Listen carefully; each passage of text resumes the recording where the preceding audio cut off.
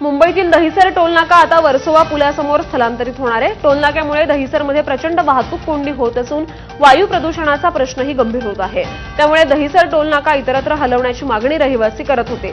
ही मागणी अखेर राज्य सरकारनं मान्य केली आहे। उपमुख्यमंत्री आणि नगरविकास मंत्री एकनाथ शिंदे यांनी काल या संदर्भात बैठक घेतली होती। त्यात दहिसर टोलनाका वर्सोवा पुलासमोरील नर्सरीजवळ हलवण्याचे आदेश MSRDCला दिले आहेत।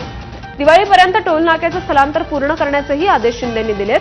त्यामुळे दिवाळीपासून वाहतूक कोंडी दूर होणार असून दहिसर ते मीरा भाईंदर आणि मीरा भाईंदर ते अंधेरी प्रवास सुसाट होईल।